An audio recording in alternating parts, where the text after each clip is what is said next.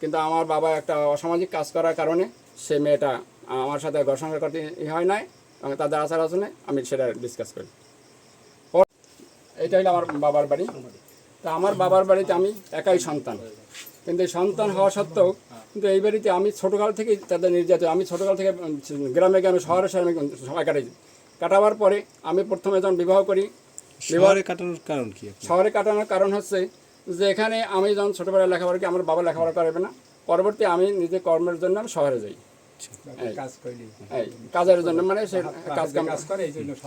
এখন আজকের বর্তমান অবস্থাটা কি আসলে? বাণিজ্যতে প্রশ্নে আমি যখন শহরে যাই, পরে আমি যখন আমার বোন 98 সালে বিয়ে দিই, তারপরে আমার বাবা আমি যখন বিবাহ করি প্রথমে কাঁঠালতলি এই শিকদার বাড়ি, পরবর্তীতে আমি আবার বিবাহ করি খলিফারাট 18 ঘরে। সেখানে সেই মেয়েটা আনার পর তার উপরে তারা অত্যাচার নির্যাতন করার কারণে তাকেও আমরা বিদায় দিতে হয়েছে। তাই সেখানে আমার একটা মেয়ে আছে। এরপরে আমি এই নির্যাতন থেকে আমি পরবর্তী আমি খুলনায় থাকি। খুলনায় থাকার পর আমি সেখানে খুলনা আমি বিবাহ করি। খুলনা বিবাহ করার পরে আমি সেখানে ভালো ছিলাম, খুবই ভালো ছিলাম। কিন্তু আমার বোন মা বাবা সবাই কাছে তুমি দেশে আসো দেশে আসো, খুবই আমার সাথে খুব বারবার তারা এই 2-3 বছর ধরে খালি বাড়ি আনার জন্য চেষ্টা করতেছে। আমি বলছি আমি বাড়ি যাবো না, কারণ আপনাকে অত্যাচার নির্যাতন আমি অনেক কষ্ট সুবিধা করছি। কিন্তু আমি সেখানে থাকার পরে তাদের খুব বারবার এমন কথা বোনেরা বলছে যে তুমি এখন আসবে না, আসবা যখন বাবার সম্পদ মরে যাইবে তখন খাইতে ঠিকই আসবা, এখন আসবা না, এখন বাপমার সুখী দুঃখে থাকবে না।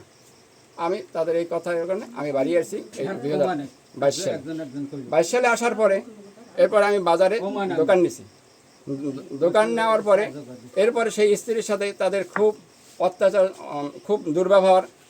একটা শহরের মেয়ে, গ্রামে সে থাকতে পারে না, কিন্তু তাদের অত্যাচার আচরণে সে আমার শ্বশুরে আসে বেড়াইতে আসার পরে সে যাওয়ার পরে সে এখানে আসতে অপরাধ প্রকাশ করে। অশ্লীলভাবে আমার মাথা ছিঁড়ে গু ছিঁড়ে হেলাইবে, ঠ্যাং ভেঙে চুরমার করে তুই বাড়ি থেকে এখন তুমি নামবি, এইসব অত্যাচার করার পরে আমি তাদের কথা বলছি এই মুহূর্তে নামবি বাড়ি থেকে নামার কথা বলার পরে আমি কি করছি, আমি তাদের কথা বলার পরের দিন সকালে আমি বের হয়ে যাচ্ছি। কিন্তু মেয়েটা সকালবেলা আমার ঘরে ওঠার পরেই আমার মা বলবে তুই আমার সামনে ধরলে ঠ্যাংদের পাশার মারবে, একদম গুছিতে আসমার উঠবে।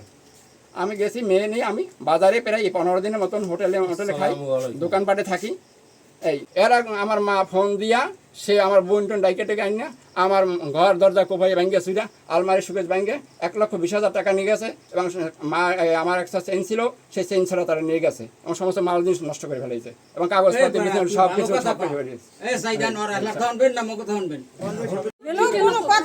কিন্তু বুইনেরা হেরা যদি একটু আমার আমারে কি কইতা না যে খানকি কথা তুই আমার মেয়ে মারছ তো কই হেলে বুইনেরা করলে হেডা একটু উচ্ছৃঙ্খল হই যায় না করছে না। আপনি দেন কিভাবে ভাঙছে ভাই ইদারে আইবি তো মাইনে দিলে বুইনেরা আই ভাঙতে।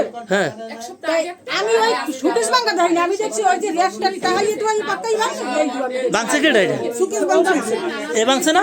এই আপনার কথা তো উনি বলতেছে যে ভাঙছে। বাংসা ওই তো বলছে যে রেখা আছে।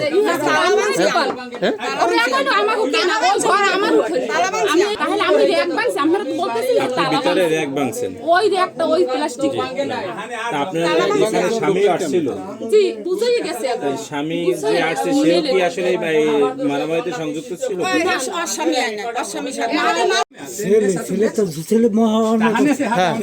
আপনার ছেলের আপনি তালা দিয়ে রাখেন।